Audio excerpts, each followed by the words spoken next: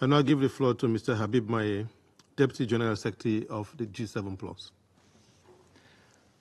Mr. President, ambassadors, and distinguished delegates, thank you for the opportunity to share the recommendations on behalf of the G7+, the only intergovernmental organization dedicated to representing and supporting countries and people from across the regions that are affected by conflict and facing vulnerabilities.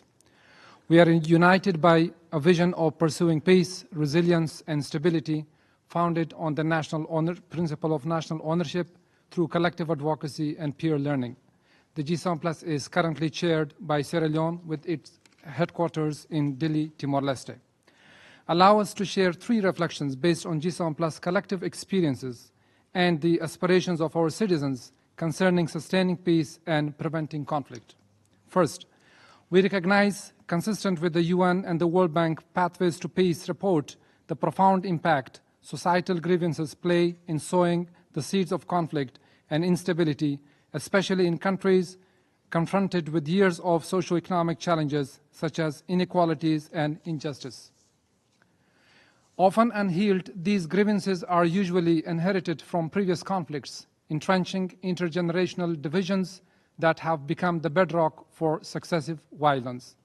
Therefore, we see a decisive role for reconciliation, national truth-finding, and inclusive dialogue for peace.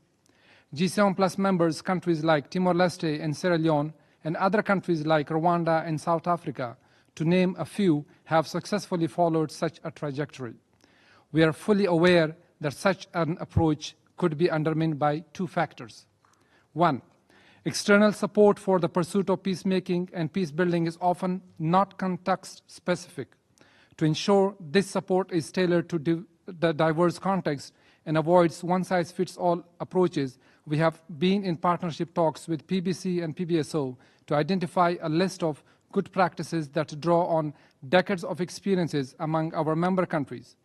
We invite Council members to partner with us to same ends.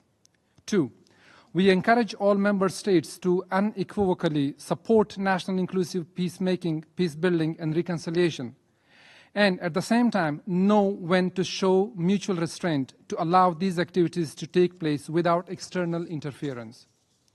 Experience from my own country, Afghanistan, is a vivid example of how efforts to foster national consensus for peace have often been thwarted by regional and global powers, creating an environment of distrust.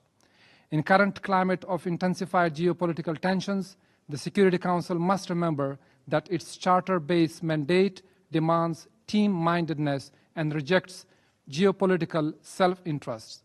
It, therefore, must find a way to foster a norm of collective restraint to prevent proxy wars or frozen conflicts.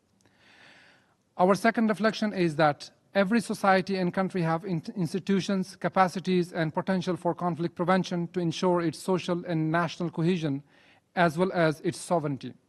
International efforts too often bypass these institutions and local capacities, and instead of strengthening existing national and local systems, deliver aid through external processes and piecemeal projects.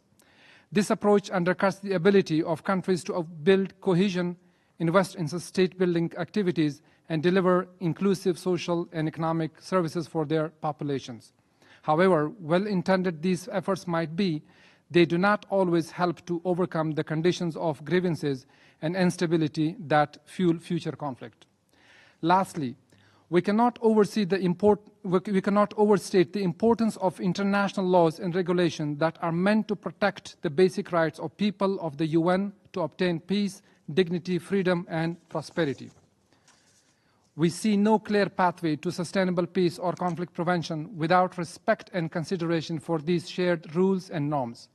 Multilateral cooperation is indispensable to respect these tenets and treaties. Since increasing geopolitical, geoeconomic fragmentation hinders the realization of these norms, we see an urgent need for inclusive multilateralism. This includes making reforms within the UN, especially the Security Council and the General Assembly, to ensure greater voice and inclusivity for the non-Western world and Africa in particular. Reflections and inspiration of on the reforms and future of the UN can be sought in new research and publication, such as a recently authored book, Liberating the United Nations by esteemed colleagues Hans von Sponeck and Professor Richard.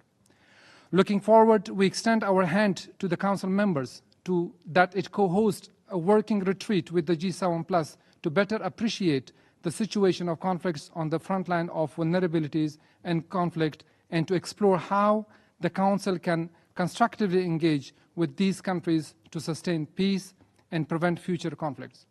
Mr. President, the challenges we face are immense, but so too is our collective potential.